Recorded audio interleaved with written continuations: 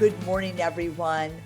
Today we have an incredible friend, colleague, person who could put you on the map. That's all I can tell you in today's passionate professional.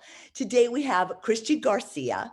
He is a higher education professional with over 20 years of experience in a variety of areas with student and academic affairs. He currently, you're going to love this, he currently serves as the Associate Dean and Executive Director of the Patricia and Harold Topol Career Center at the University of Miami. And you know a lot of my University of Miami people, you know how great this center is, where he is responsible for the management and strategic direction of one of the country's most innovative and dynamic career centers. Through Christian's leadership, the center opened the doors to a brand new state-of-the-art facility in 2015. Upon assuming the leadership, Christian has embarked in the first ever strategic plan, which is to innovate, connect, impact, and we know how important that is. The ambitious 5-year plan was widely supported by the University of Miami, and his team are currently in the second phase of it. And I welcome him today. He is also, just like on the side, he also was awarded a Fulbright grant to spend 2 weeks in Germany in order to gain knowledge and understanding of the German higher education system. He also serves on the board of directors of the National Association of Colleges and Employers. So I am so privileged today to be able to welcome Christian Garcia. Hello, Christian. Hi, Deborah. Thank you. That's such a nice introduction. And I have to say, I did my 2-year service on the National Association of Colleges and Employers Board of Directors. So that's past tense, but I did do it. But thank you for that nice introduction. And that's the purpose. That's the point, right, Christian, that you did do it. Yeah. So, and that's what we're trying to talk today about, what people could do to just do it when they have a passion, when they want to pursue things, but maybe get a little stuck. So I want to hear from you first and foremost. What is your passion, or what was your passion when you were a younger child? And I don't know if it's what you do today, but when you were younger, that's led you to where you are today. Well, it's an interesting story. So, when I was a little kid, really young, I remember having this fascination with the news and reporters and anchors. And so my obsession was becoming a reporter, becoming a news anchor. And I met a childhood friend, her name is Diane, who had the same interest. We went to elementary school together, middle school, high school, and we even went to the same university. And so here we are, two little kids who are interested in the same thing, which is kind of odd. Most kids want to be firefighters and policemen, police officers, that kind of a thing. So we bonded on that. And so, as we kind of followed each other, worked together and all, throughout our, young our lives, we were really involved. So I was, editor of my school newspaper in middle school. I was in yearbook. She was in the magazine when we got to high school. Then we got to college and all that. And so this was our interest. Like Tom Brokaw was my hero. Like how many kids say that? It's kind of weird. So, true, just how it is in higher education. I get into my 3rd year. I get into the, that's when you start taking the classes, the courses in your field of study. And I was like, this is not for me. Couldn't say anything. Now I'm a first generation college student. So it's not like I can go to my parents, and ask them about, college and, my career. They really would have said, well, we don't know. So I remember I had a class with a professor who was really tough. And every day he gave us a quiz. And it was quizzing us on current events, and not current events just in, the United States, like in the far reaches of this planet. And I remember one day in particular, the entire class bombed. The entire class bombed the quiz. And he got so pissed off, and he's like banging, his table.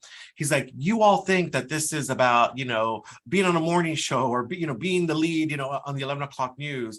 It takes a lot of work, and there's a lot of sacrifice. There's a lot of blood, sweat, and tears. And this isn't just about your local news. You have to being a journalist is about knowing about what's happening in this world. And many of you, I see, this is not, what you're thinking, and if you have any doubts whatsoever, get out now, because this is a very difficult career. And in that moment, as jarring as that, him yelling and being so upset, as jarring as that was, it gave me permission to finally say, this is not for me. you know? And, I remember thinking, okay, what am I going to do? This is what I wanted to do my entire life. So I happened to work in the Office of Student Activities at my university. And the director, who I was very close to him, who was, one of my mentors throughout my entire career. I remember going into his office and just having this crisis. And I was like, Larry, I don't know what I'm going to do. I'm in my junior year. Like, who changes their major in their junior year? I couldn't imagine going through these next 2 years, just doing it, knowing that this is not what I want to do professionally. And I remember looking around his office, and he has all these awards and plaques and all these different things. And I was like, Larry, how is it that you do what you do? And he, in that moment, introduced me to this world of higher education administration, and that there are master's degrees programs about that, about this, that prepare students to work on college campuses. And in that moment, it all just kind of fell into piece, because you see, I was that college kid that was involved in everything, because I really wanted to soak it up. I was really excited about college. So I started my own fraternity there. I was an orientation leader. I was president, of our student programming council, which did all the parties and concerts. I was in honor society. I was just really involved. And so I just realized this is what I'm meant to do. I am built to work on a college campus and to serve students. So that's how, what I didn't realize is that all my involvement was preparing me for where I am today. You know what I mean? And had I not had that conversation with him, I don't know that it would have ever clicked, because when I talk to a lot of my colleagues throughout the years, when I've talked, who do the same work, they have very similar stories, right? Because no one wakes up and says, I want to work on a college campus to run an orientation program or career services. That just doesn't happen. So, I had some work to do. I had to switch my major, and I thought, what can I major in that will give me a good kind of foundation to get to the master's program, right? And so I thought psychology would be a good kind of foundational degree. But I was now late, right? Like, change your major at that stage is really late. So I had to really hustle to finish, because it was my goal to finish in 4 years. There was no way I was not going to finish in 4 years.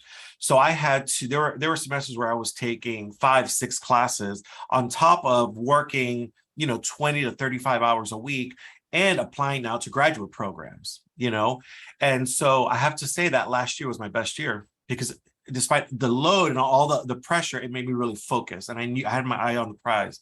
And so I applied to 5 different master's programs. I got accepted to all of them, which was, I was happy. I would have been happy if I got accepted to one. And yeah, that's kind of really what led me to where I am today. And so, yeah, I mean, it's a long-winded answer to your question. No, it was a great answer to my question.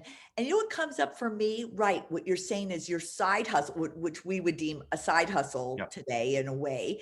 You're involved in all the things that really unconsciously your passion pursuits were all those extracurricular things that you were doing. Absolutely. Not knowing that was your thing, that was really going to be your thing. And then what I also think it's interesting, and maybe you could talk to the students, the audience about this right now, is that you said, right, your junior year, now everybody, junior year, senior year, sophomore year, this 2 year, let's make that decision 2 years from now, is really going out the window. Who did you have? And you didn't mention this, but who did you have at that moment, that pivotal moment, except for that guy, the guy that changed your life? But to someone, were you able to sit down with someone and to refigure out your whole thing? Or did you kind of do that on your own? A little bit of both. I mean, I academically, I didn't have professors to go to, right? I went to an undergraduate, large public institution. I went to FIU, which I really love. But at that time, there really wasn't. And maybe that should be fair. Maybe there were faculty, but as a first generation college student, it would never have dawned on me to go talk to a faculty and ask for advice. You know what I mean? And oftentimes for first generation college students, it's almost like it's embarrassing, or, to have to say, I don't know this. And you think, am I going to be a nuisance to the professor? Or they're just there to teach. So obviously, having all this, my career in higher education, I know that that's not the case, but how would I know? So what I did have were people around me, professionals that I didn't know were mentors. Yes, absolutely, they were mentors, but who were really guiding me. So I worked for 3 years in that student activities office, and those people really taught me the ropes of what college meant. They pushed me in a lot of ways, and they gave me a lot of responsibility, put a lot of trust in me, that made me stretch. And they also held me accountable when I didn't live up to my commitments. Because imagine, I was uber involved. So there are times where something's got to give, right? And there were times where I was like, well, maybe I'll come late to to my shift, or I leave early. And they put me in my place. And I really appreciated that, because it taught me how to be a professional, and how my performance or lack thereof affects my team, whether it's other students or even the professionals. So I had these people really lifting me up, but also holding me accountable and knocking me down a few pegs when I needed to be knocked down a few pegs. But then what Larry did, again, the director of student activities, what he did was he set me up. He's like, listen, I've talked to the vice president for student affairs.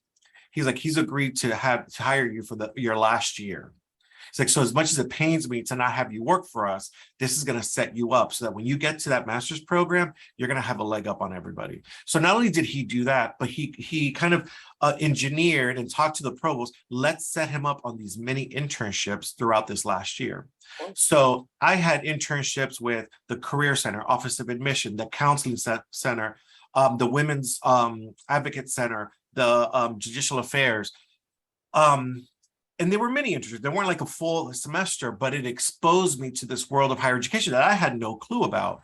So that when I got to my master's program, I did have a lot of knowledge and experience that many of my colleagues didn't have, or my cohort, had. So that's, though, again, I didn't ask him to do that. And so it's amazing that he was able to do that for me.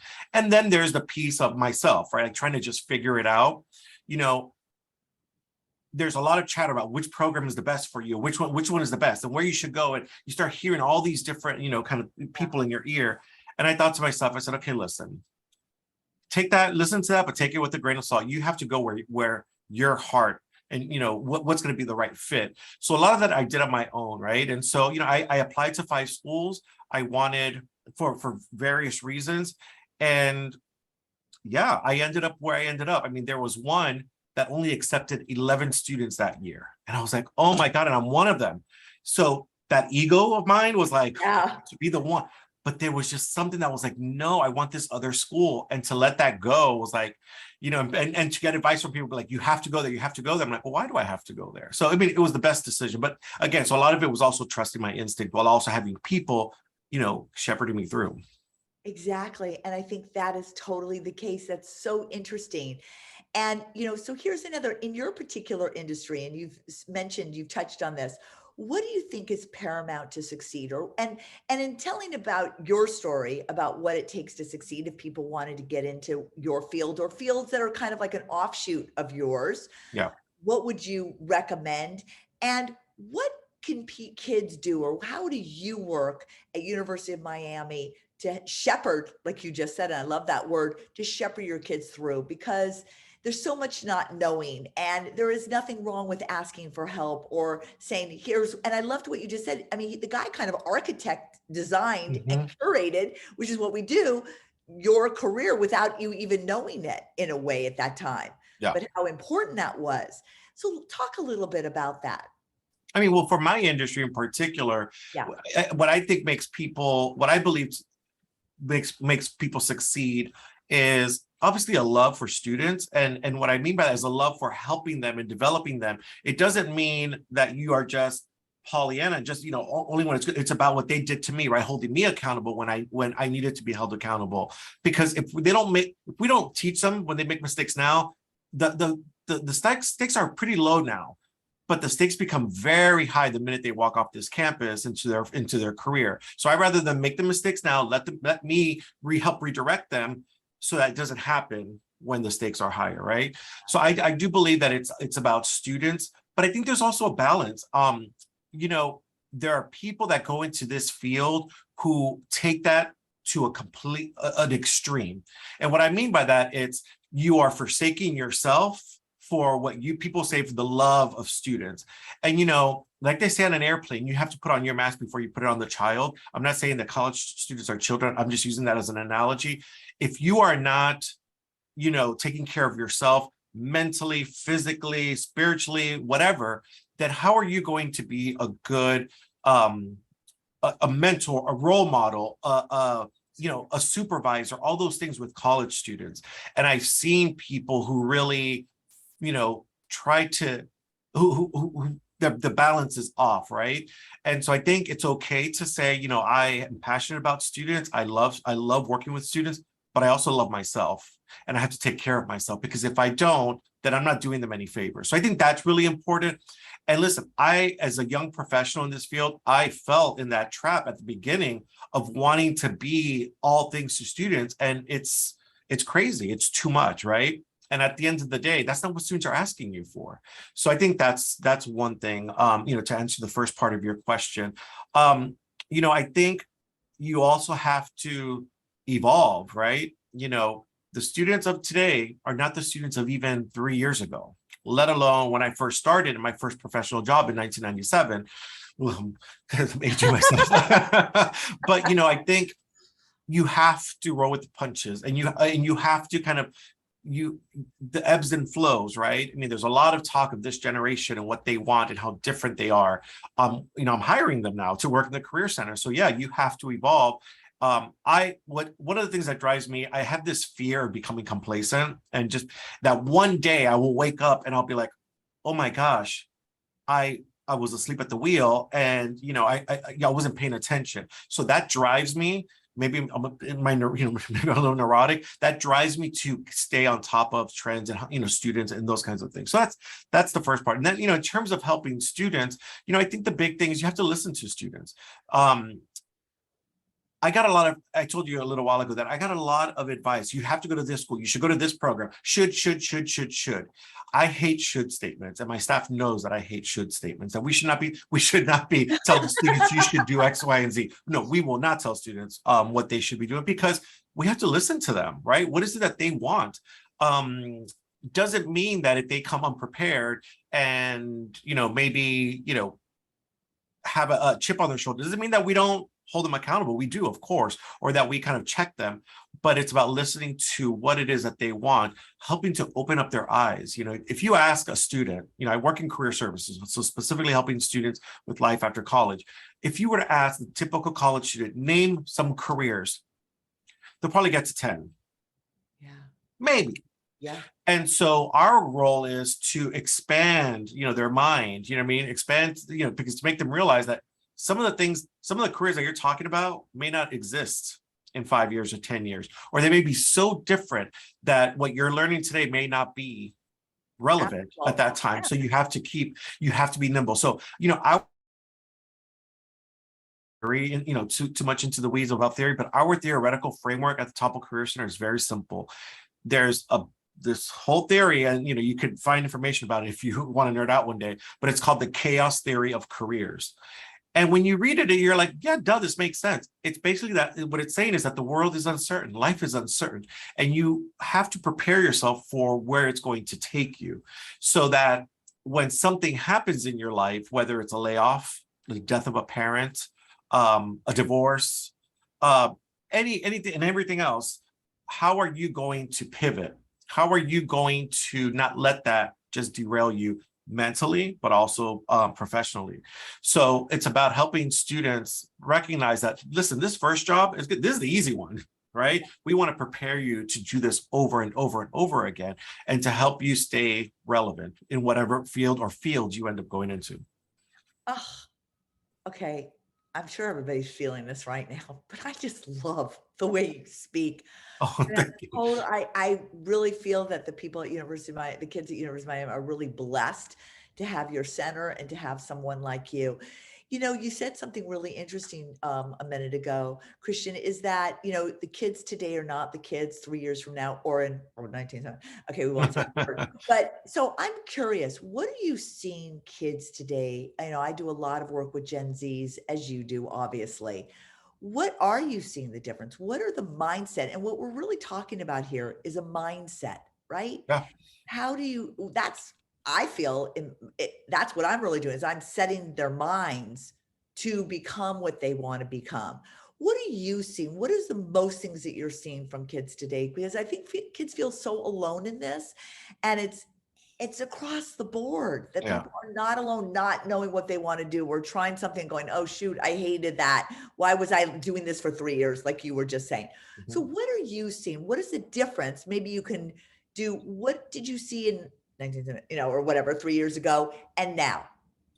That's a great question. So, there's a lot of, reading out there, a lot of articles about, generational differences and all that.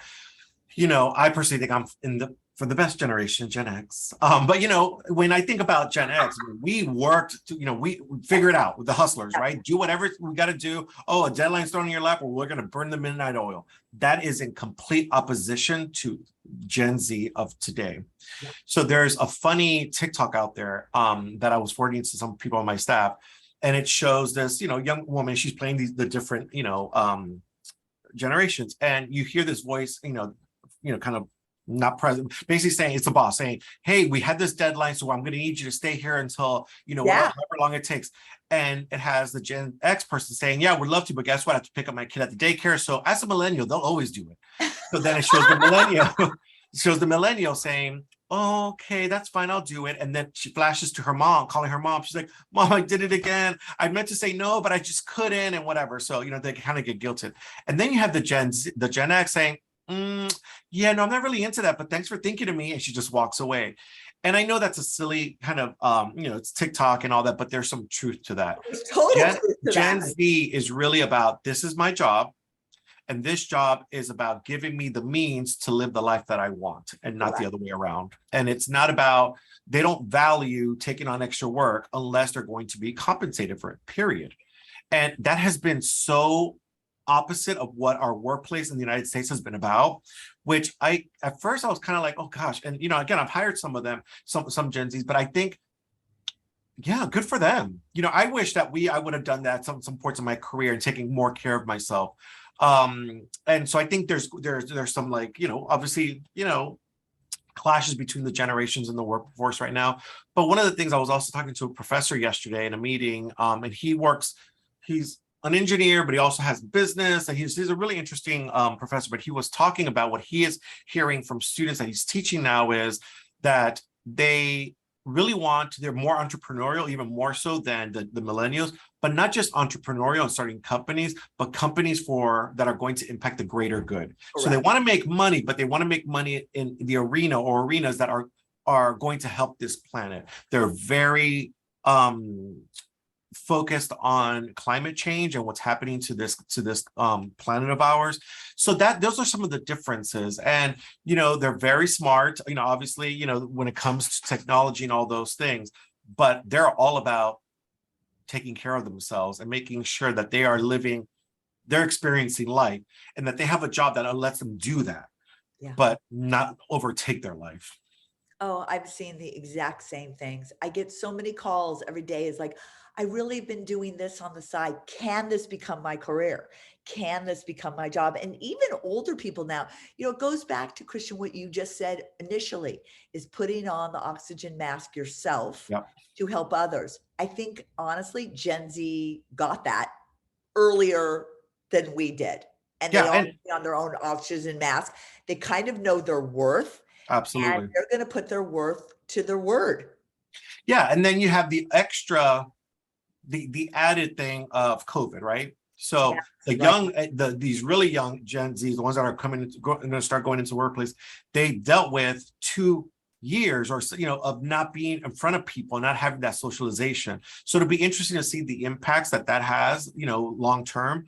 So it's a very different, a very dynamic, generation. It's not just one thing, where as millennials, they're huge, right? There's so many millennials. And within that group, there's again, they're also different. The older millennials are very different from the younger ones.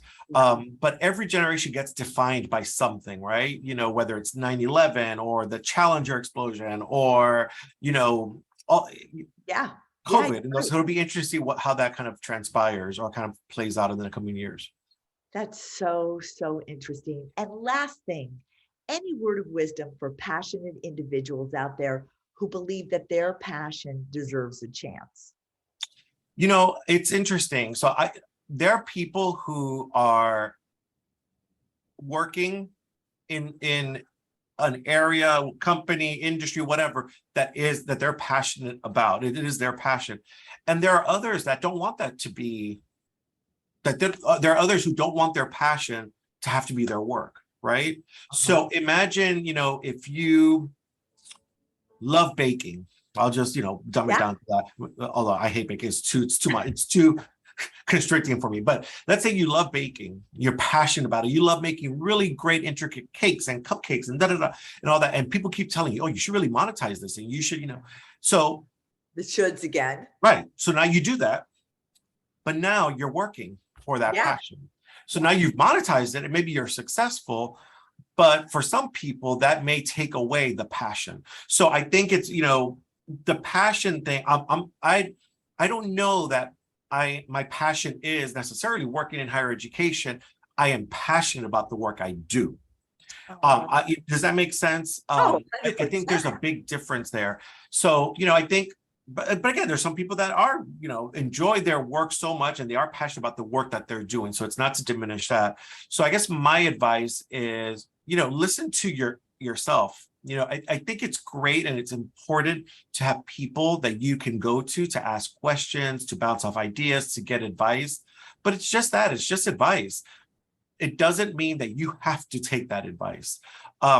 Years and years ago, I woke up one day and said to myself, I need a goal to aspire to. This is in the early 2000s. I had just started here at the university, and I wanted something, if I wanted it to be outside of work.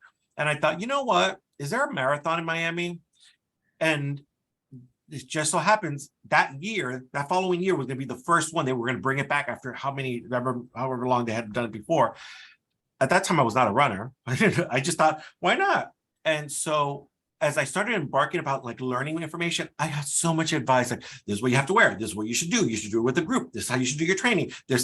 And it became so much noise to me that I was like, I can't do this, right? So I listened, for sure. I took people's advice. I listened to advice, and I took pieces that would work for me. I learned really quickly that I had to train on my own. I could not do it in groups because the noise was too much, whereas other people love that community. That just wasn't for me. I would never tell someone, hey, you should do it by yourself. No, listen to what your inner self is telling you. And yeah, I did it. I went from never running to training for 6 months and running that damn marathon. And afterwards saying, I'm glad I did it, check, never do it again. But I did it because I did it on my terms. I listened to, the way I trained, actually the plan, I did take that. I did listen to someone's advice, and I followed that to a T. So it wasn't that I'm like, oh, I could do it by myself. I don't need anybody. No, it's not that. But at the end of the day, I had to listen to myself. So that's my advice to people when it comes to your career. Listen to people, take it with a grain of salt, take pieces of what they're saying, but don't feel like you have to do what anybody tells you that they believe you should do just because it worked for them. We're all different, right? Oh my gosh. With that is the best piece of advice. You're 100% correct. Christian, I cannot thank you enough for this. Thank you. I mean, I wish this could go on I just want to sit here and listen to you for all day, but I know you got kids that actually. Well, I got my coffee, so that's what got me going. I'm better in the morning, so I'm glad we did this in the morning. But thank you so much for having me. This was great. I love these kinds of conversations. I love these kinds of conversations too, and it's going to help so many people. And you're just so wonderful. And I'm so glad that we connected. And I hope we have many more collaborations in years to come. And I wish you the best day. And thank you again. By the way, Christian, is there a way? I know, obviously it's for kids that go to University of Miami, but I just am really a proponent of connecting and setting up informational things. Is there a way that people can reach you? I would say through LinkedIn. I'm a big believer in paying it forward and giving back the way people did that for me. So, I've had people reach out to me and ask me for advice or, for a quick call. They're not affiliated with if I have the time, I'm happy to do those, to do those kinds of things. I would also tell folks, that need advice or, assistance with their career. Visit our website. Yes, we're the University of Miami. We serve University of Miami students, but guess what? Websites are not locked down. I mean, some of them are, but our website by and large is not locked down. It's actually anybody has access to it. So whether you need help with interviewing or, cover letters or anything, all that is really available, except for posts like our job postings and that kind of a thing, and one-on-one coaching and that kind of thing. But by and large, we have a lot of great resources that anybody from anywhere can really access. And that website is hireacane.com, which is like hire, H-I-R-E, a cane, we're the Miami Hurricanes.com. You are the Miami Hurricanes. Thank God this one's up in Tampa. Yes, yes, seriously. Thank you, Christian, so You're much. welcome. Have a wonderful day, and we'll You be in too. touch. All right, take care. Bye-bye. Take care. Bye-bye.